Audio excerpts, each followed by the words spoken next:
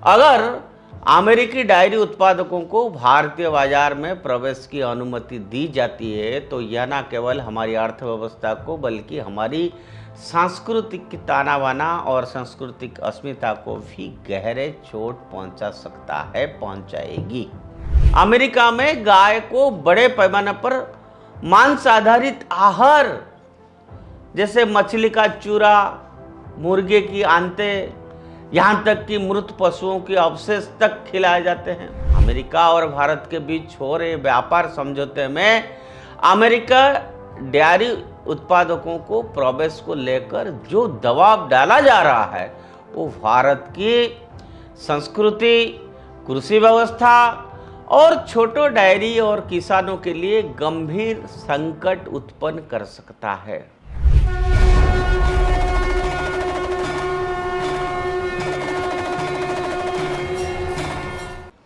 नमस्कार मित्रों, उदय इंडिया में आप सबका बहुत बहुत स्वागत है। और आज भारतीयता का शंखनाद में कुछ ऐसे रोचक विषय में आपके सामने रखना चाहता हूं जो सचमुच में भारत की संस्कृति और भारत की व्यापार अलग है, लेकिन ये एक विषय है जो हमारा गौ माता से जुड़ी हुई है। आपको पता है कि आजकल अमेरिका का तारीफ की धमकी और ट्रेड डील का बड़ा हल्ला चल रहा है। ग्लोबल सिस्टम के कारण ये डील आज नहीं तो कल ही हो जाना है। अब इस ट्रेड डील की कुछ कुछ बातें छानकर बाहर आ रही है। ऐसा माना जा रहा है कि अधिकतर चीजों पर बात फाइनल ही हो चुकी है। बस एक चीज है जिस पर सहमति नहीं बन रही है। भारत और अमेरिका के बीच व्यापार समझौते को अभी अंतिम रूप दिया जाना बाकी है तथा जिन प्रमुख मुद्दों पर अभी तक आम सहमति नहीं बन पाई है उनमें से एक नई दिल्ली द्वारा अमेरिका से डेयरी उत्पादकों की देश में आपात यानी इंपोर्ट करने की अनुमति देने की अनिच्छा। अब डेयरी प्रोडक्ट्स पर डील हुज्जत करने का क्या जरूरत है, मुझे समझ नहीं आ रहा है।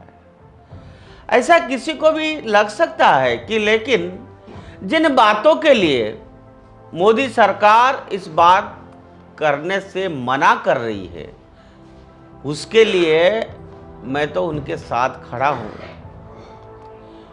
क्यों खड़ा हूं वो मैं आपके सामने आज ये बात रखना चाहता हूं। मित्रों, भारत एक ऐसा देश है जहां गाय को केवल एक पशु नहीं बल्कि गाय हमारा माता के रूप में हम मानते हैं। गौ विश्वसह मातरः।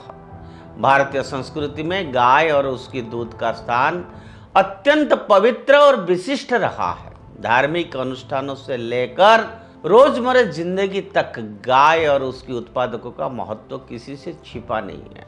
ऐसे में अगर अमेरिकी डायरी उत्पादकों को भारतीय बाजार में प्रवेश की अनुमति दी जाती है तो यह न केवल हमारी अर्थव्यवस्था को बल्कि हमारी सांस्कृतिक ताना बाना और सांस्कृतिक अस्मिता को भी गहरे चोट पहुंचा सकता है, पहुंचाएगी।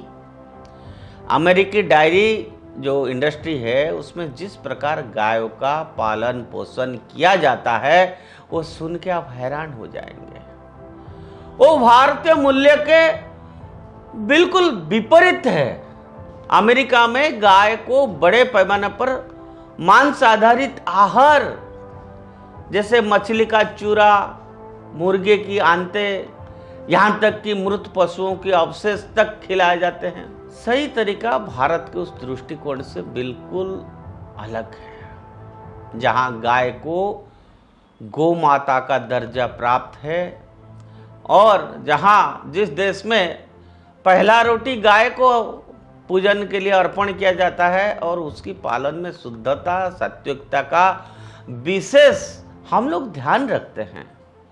और ऐसे उत्पाद जो इस प्रकार की पृष्ठभूमि से आते हैं भारतीय उपभोक्ताओं के स्वास्थ्य और भावनात्मक भावनाओं दोनों के लिए अनुकूल नहीं हो सकता है।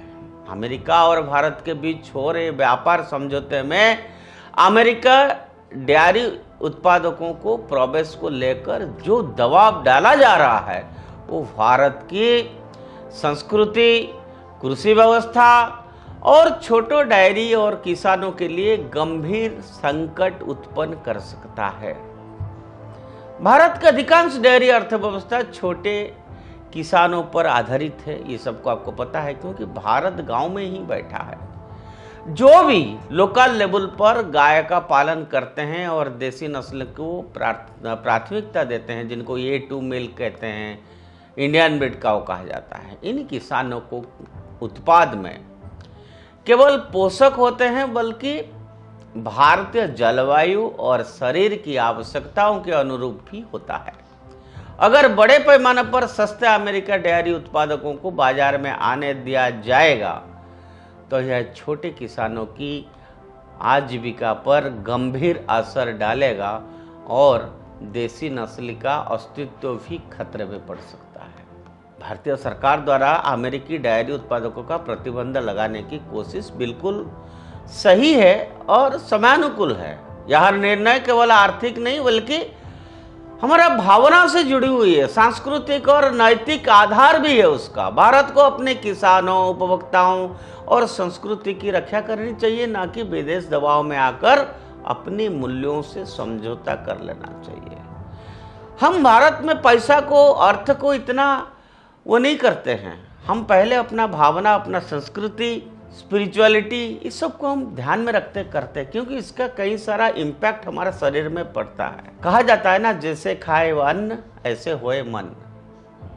तो हम क्या खा रहे हैं, क्या पी रहे हैं, उसका हमारे शरीर पर, उसका हमारे बुद्धि पर असर पड़ता है। इसीलिए कहा जाता है कि सात्विक भोजन करना चाहिए, शुद्ध भोजन करना चाहिए। और भोजन के समय हम लोग मंत्र पढ़ के करते हैं, ब्रह्मार्पण ब्रह्म गो ब्रह्मण उत्तम ब्रह्मज्ञ तन गंतव्य ब्रह्म कर्म समाधिना, हम मंत्र पढ़ के करते हैं। भारत में खाद्य उत्पादों के प्रति एक गहरी आध्यात्मिक दृष्टि है, जो केवल स्वाद या पोषण से परे जाकर जीवन शैली और आस्था से जुड़ी होती है। यदि भारतीय बाजार में ऐसे उत्पाद प्रवेश करते हैं तो हमारा धार्मिक भावनाओं के विपरीत उत्पन्न हुए हैं, तो इसके सामाजिक असंतोष और सांस्कृतिक विघटन की आशंका बढ़ेगी।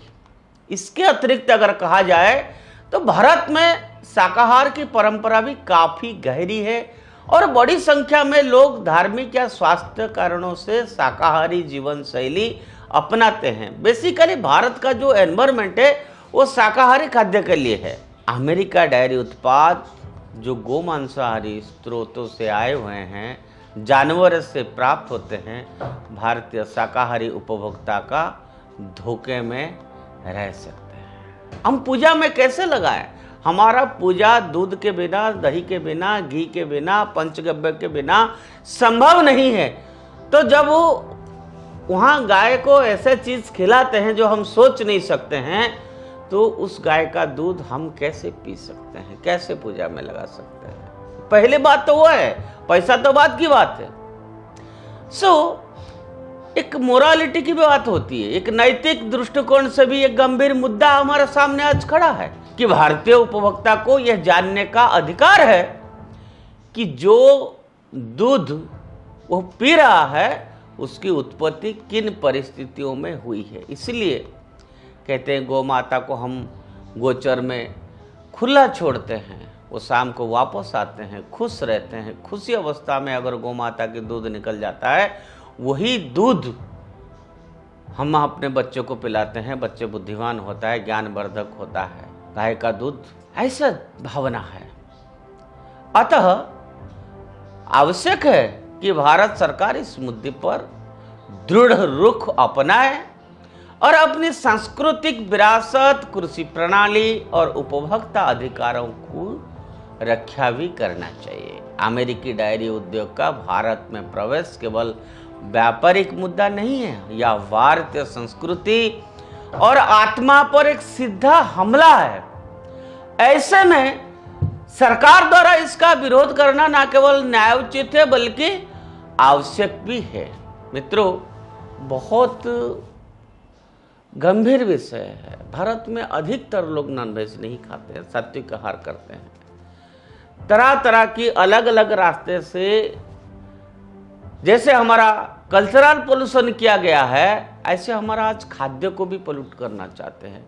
आज पहले ऐसा लोग बीमार नहीं होते थे, आज दूसरे लोगों को डायबिटिक है, कैंसर है, हार्ट की डिजीज है, लिवर की डिजीज है, किडनी की डिजीज है। और ये सब रोग बढ़ने का कारण है कि जो आहार हम लेते हैं वो प्योर नहीं है। आज ऑर्गेनिक्स के ऊपर बात हो रहा है। आपने सुना होगा, हमारा यहाँ से जो आम गया सारा का सारा वो आम वापस आ गया कि हम ये जो है ऑर्गेनिक नहीं है। फर्टिलाइजर्स जिस तरह से खेत में अंधाधुंध डालते हैं किसान प्रोडक्शन बढ़ाने के लिए, हर फल में, हर सब्जियों में, तो बीमारी का जड़ है। और ऐसे स्थिति में जब हम ऑलरेडी एक इतने परेशान से जूझ रहे हैं और ऊपर से ऐसा अमेरिकन डेयरी प्रोडक्ट्स अगर हमारे ऊपर लद दिया जाएगा, तो आप सोच सकते हैं हमारा स्वास्थ्य, हमारा पर्यावरण, हमारा भावना, हमारा संस्कृति वो तार तार हो जाएगा।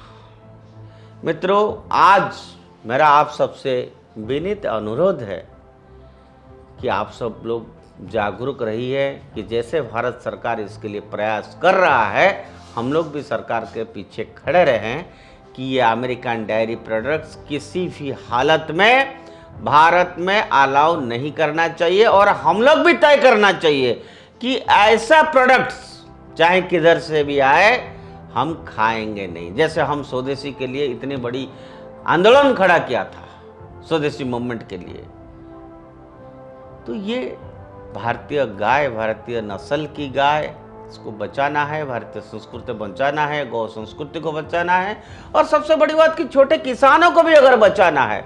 भारत में बहुत गांव है, उस गांव में अगर 100 लोग रहते, उसमें 10 लोग ऐसे किसान होंगे जो गाय 2 रखे होंगे, 4 रखे होंगे, उस दूध को, दही को, घी को बेच के उनका परिवार चलता है और उनके बच्चे उसी पैसा से पढ़ाई करते हैं। ऑलरेडी इतने सस्ते में मिल रहा है। तो ये गंभीर विषय को हमने आज आपके सामने उदय इंडिया के थ्रू रखा। आशा करता हूँ इस वीडियो को आप सबसे शेयर करें और इस मुहिम को, इस मूवमेंट को और स्ट्रेंथन करने के लिए, मजबूत करने के लिए आप सबकी सहायता हमको चाहिए। आज के लिए इतना। जय गौ माता की।